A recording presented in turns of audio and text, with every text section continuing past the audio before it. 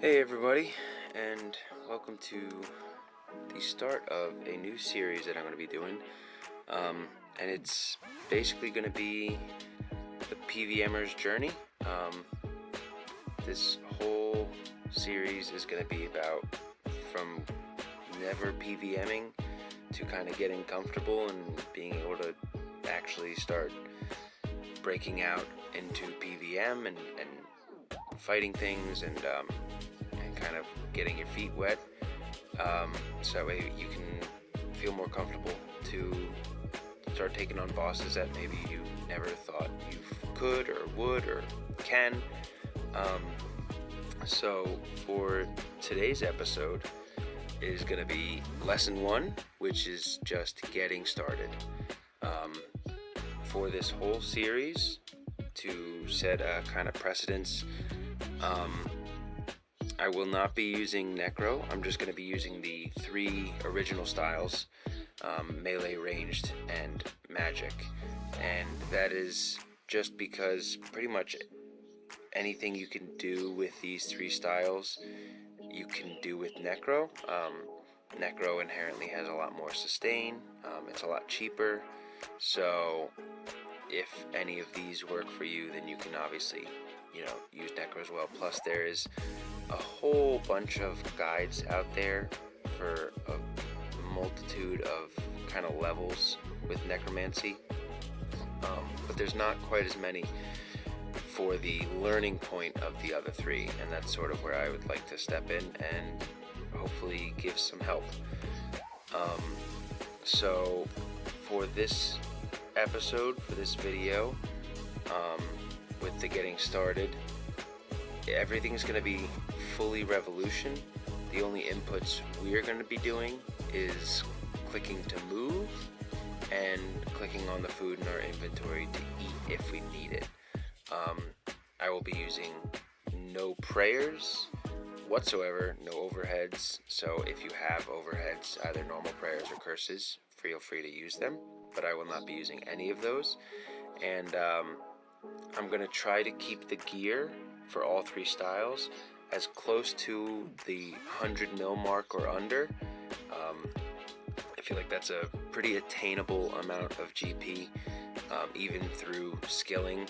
Like you can make that money via skilling and then translate that to buying some combat items. So with that said, let's get started. We're going to be showcasing 2 bosses on this lesson of the just very, very, very beginning.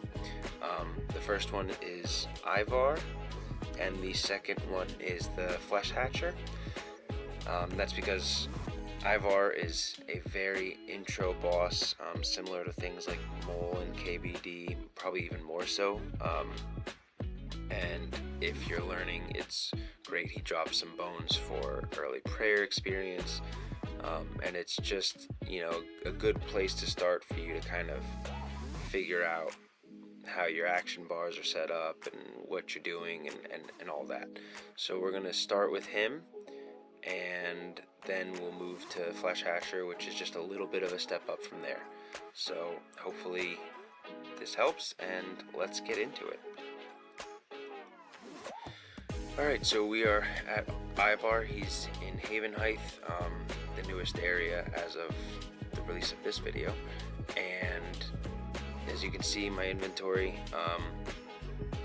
it's around that 100 mil mark. I'll say most of it is in your weapons. The Scourge, as of right now, is around like 60-65 mil, and the offhand tier 85 playing is like 20-25 mil. So you have probably about 90 mil there, and then it's, probably around 10-15 mil for the rest of it. The Blood Fury is cheap. It's like 1 or 2. This is like 6 mil or something. Bandos is cheap. I'm as far as augments, like I have it augmented, but I have bare minimum perks, just the P6. I don't even have anything on the other stuff. The book, you can use whatever you want. Whatever's the cheapest. Honestly, the Underworld Grim has decent stats and it's completely free, you can use that. I will not be turning it on, so no pages or anything, no passives. The ring, I'm using the Ring of Retribution just because you can buy it for like 10k. You can obviously overcharge it for a lot more money if you want to buy a bunch of rings, but any ring you have you can use. I'm using the Jaws and the Laceration boots. They're both just incredibly cheap, and I'm just using a max cape. You can use any skill cape. You can use, if you have it, like the Legends cape, even in the one quest like the Spirit cape. There's really no rhyme or reason. You can use anything you want. Inventory is just a whole bunch of food. We have some prayer and then just a base overload. Nothing special, but I won't even be using that for this. This is just going to be the basic setup for the next couple lessons as we move forward. As far as my revolution bar, it's Meteor Strike, the Dismember, but it's the trifecta of bleeds. The Berserk, and then Rend, Adaptive, Overpower, and Assault. There are a couple other abilities you could throw in there, like Flurry and Fury, but since I cannot turn off the greater version, I'm just not going to use them whatsoever. If you have them, say Chaos Roar and such, feel free to sprinkle them in, but again, since I can't turn off the greater version, we're just not going to use them, and that should be fine. So we're going to head over to Ivar, we'll get started, and this, again, very, very simple boss. We're just going to let Revolution take the wheel, and with Melee specifically, which is a very nice kit upgrade, between the bleeds, the Fury Amulet, and the Vamp Gloves, you have a lot of sustain built into your kit. There's a lot of healing sources, so really actually mid to early game friendly on a lot of these bosses that don't hit crazy hard, so definitely not as painful as it used to be. So now actually paying attention, we're just letting our Revo go through, and you can see there's going to be very projected attacks coming. So when they come, we're just going to kind of move out of the way. Obviously, as you can see, he's getting deleted incredibly quickly. But the main goal here is, even if you're not at this point, right, if you're going to be using some lower tier weapons, the point is to kind of be just paying attention to where those indicators are and just moving out of the way. We're letting everything else happen on Revolution. You shouldn't really need anything, and it should be very straightforward. So again, I get that this is a very, very early game boss, but when your stats, you know, if you're starting this and your stats are much lower, you're in like the 50s, you're using rune armor or something like that, you just want to, you're paying attention to those indicators and you're kind of moving out of the way and using a revolution bar similar to this to just let it do the damage. So that's going to be Ivar for Melee, and we'll move on to the next style. So we are now going to be dabbling with magic. The gear here is probably even less expensive than Melee. The Psywear, I think they're like 15 mil each, maybe less. Again, the Vamp Gloves, just because as you're learning for all styles, Vamp Gloves being hybrid, it's just a great source of passive healing between paired these and the Blood Fury. Just so if you don't have curses yet, if you don't have Soul Split, things like that, it just greatly impacts the amount of sustain you have with that inherent healing. Now, magic does not have a built-in healing like the bleeds that Melee has, and it doesn't have the built-in healing that range has in the form of the Onyx bolts. But what it does have is Animate Dead. So this is going to make you take a lot less damage. So if you aren't using the Vampirism spell, which you can obviously use for more healing as well, you can use Animate Dead, and that paired with these inherent healings is going to increase your sustain a lot. Same deal though, so we just have the runes for Exsanguinate, It's a very, very cheap spell to use. It's really nice, and I know, again, since we're getting into the basics and learning PVM, you do not have to use this. Obviously, use whatever spell you can use. We can even just use Blood Rush for the sake of it. Use, if you're on normals, use whatever.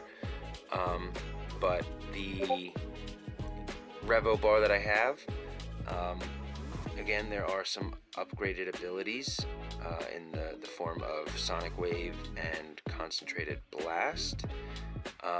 However, I actually am using those in this instance only because they are incredibly cheap codexes to buy, and they're very, very worth it. And because our kit isn't quite as expensive as the melee kit, being in Ganodermic and Cyweir stuff with nothing, and the Blast-Diffuse boots, those are a couple $100K. Like, this is an incredibly cheap kit to get, so it's worth spending the 2 or 3 mil on each codex for those, just because you're going to want them throughout everything. Now, you can get Magma Codex, but that's obviously way more expensive. Greater Sunshine, unfortunately I can't turn that off, but it shouldn't really matter. It's just going to give you extra time in your sun. Same with like Greater Chain, not using that, but it's another upgrade you can get. But with that said, we're just going to be having our Sonic Wave, Sunshine, Combust, G-Conk, Dragon Breath, Omnipower, Asphyx, and Wild Magic. Something to note is why it's like this, that I put it like this, is simply because Combust lasts quite a long time. So this little trio of abilities, Combust, G-Conk, D-Breath, is a pretty strong set of basics, because D-Breath does extra damage to a combusted enemy.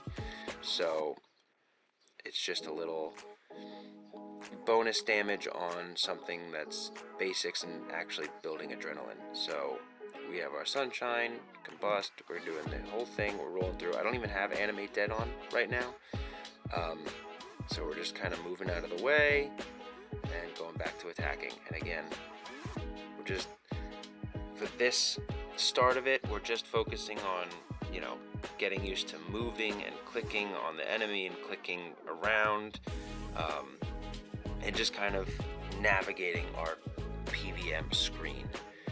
So we'll do one more kill here, and then we will move on to ranged as the final one for Ivar, and then we'll move on to the next little section.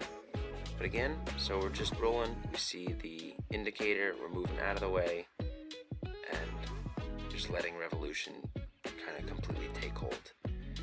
And it's really that simple. So that's how we're just getting started with PVM.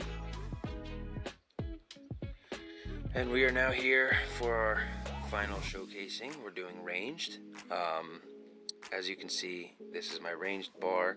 Now, I will say, Gricko is expensive. It does not matter as much if you don't have it anymore. So obviously we're gonna assume you don't have it for the sake of this point. But they did change the way Gricko and normal Ricochet work, so it works almost the same. It's just the amount of targets, but it, for the sake of this and damage and where we're at, it makes honestly no difference. So don't worry about that. So our Revo bar is going to be our Imbue Shadows, to the Gale Shot, to Ricochet, Swiftness, our Dead Shot, Rapid Fire, Snipe, and then Snapshot. There's, again, more abilities that you can add, take away, like Tendrils and Combustion, you know, Shot or Corruption Shot, things like that. But that's not necessary. It's totally up to you how you want to. There's also the Piercing Shot, which, you know, I could even, just for the sake of this, we could swap Ricochet with Piercing, just because we'll assume you don't have it. It's not a problem.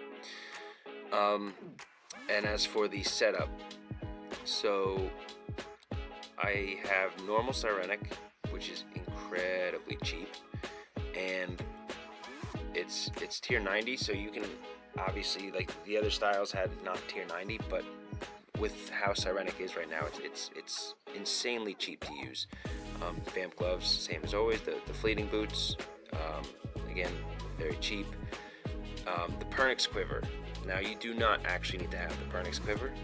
You could just have the ammo equipped, but what the important part here is the Onyx Criminal Bolts E, because those will heal you passively if they proc, which is really nice for, you know, another source of healing for, again, if no curses, no prayers, things like that. And the weapon, I'm using the Wyvern crossbow, and that's because, one, it's a crossbow, so we need it for bolts, and two, it pairs with the Cyranic, which is nice. It just has a chance to do some, you know, it just pairs well with crossbows.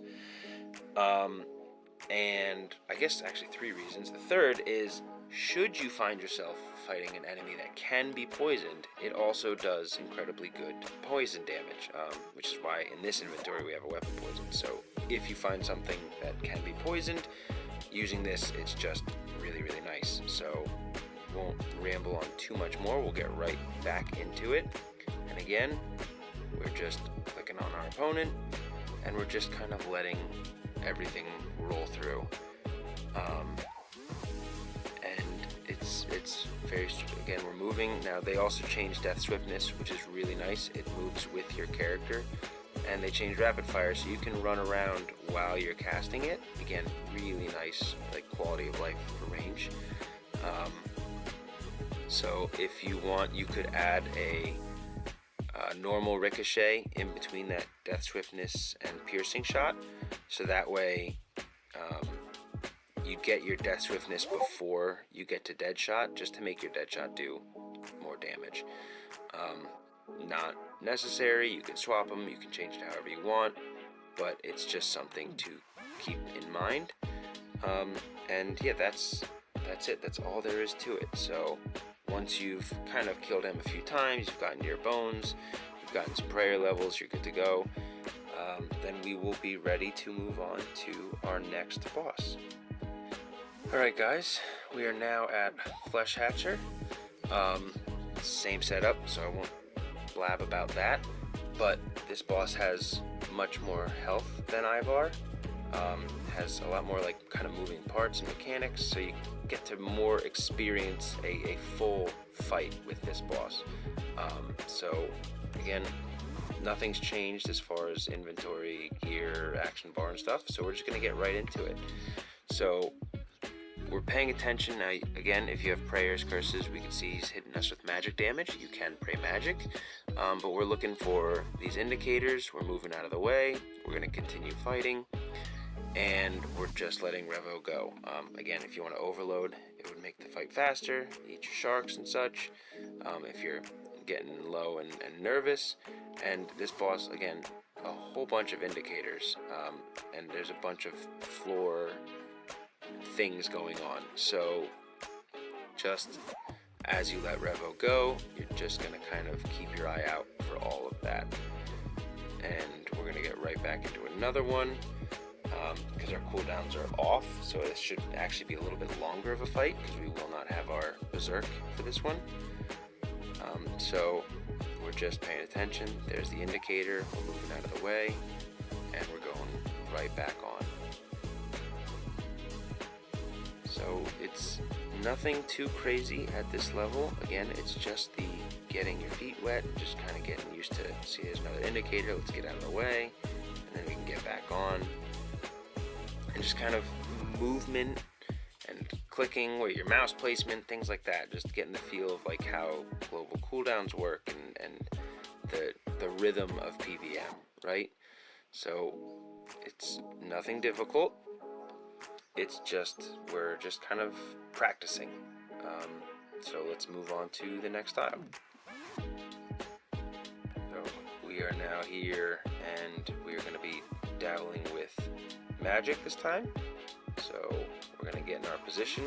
Now the difference with magic as opposed to melee and ranged is this Sunshine, this is where we kind of have to be for our damage. It's not movable like melee. Obviously with Zerk you run around, Swiftness you run around, so this, you are somewhat locked to a static position to get your damage boost. So we want to move out of the way, keep going, Move out of the way again, and click back, and we're just letting it go. Now obviously, as you can tell, the damage is much less. The weapons are a lower tier, but the trade-off is, if we need to, see, we're moving out of the way again, we can use our animate dead here, and I'm also using a much lower spell. So we'll swap for this next kill to exsanguinate, just so you can kind of see the difference in using a higher tier spell, because even if you're not into PVMing, there's still plenty of ways to like AFK and get your skills up towards at least that 90-95 point. So we're just rolling through here, and as you can see, the damage we're taking now is far less thanks to that animate dead, and the damage we're dealing is more, our accuracy is higher thanks to the fact that we have a higher tier spell now. Again, if our health is getting a little low, we don't really like it, not happy, just munch on a shark, just kind of heal up and keep rolling through. So we're going to get out of the way again, and that's it. We're just focusing on moving, eating, killing the boss. But as you can see, we shaved 13 seconds off just by swapping to the higher tier spell. So using the best spell you have available to you does make a difference. And one other thing is, you'll note I have not been using Inside Fear. If you do, it's just more expensive to run. You definitely want to start adding in Tsunami probably early on to that bar. It makes it cost less, and it makes your crits give you additional adrenaline refunds. It's just a really great spell, but for the sake of saving money and simplicity, we're just not using it here. Okay?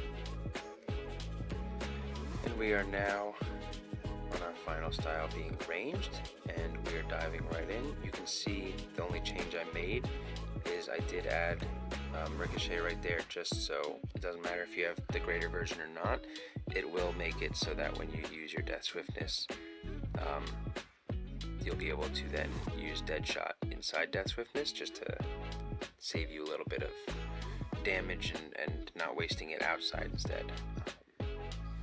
So again, we're just kind of letting it roll through. You can see the healing from the Criminal Bolts is keeping us pretty well topped off without needing any food.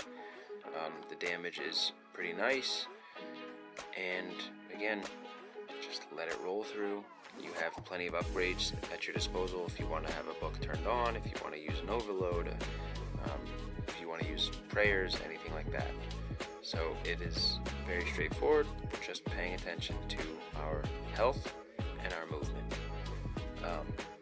So if you have reached this point and everything feels comfortable, then you are at a good spot where I would start looking at things like God Wars Dungeon 1 and kind of farming them. They're decent money, and then you can begin progressing towards the next one. So hopefully this is a good baseline for anyone who's looking to just start PVM. Again, this is not an end game guide, it's not an end game series. It is exclusively for people just trying to get their feet wet in the PVM scene. And with that, I hope this helps, and I will see you in the next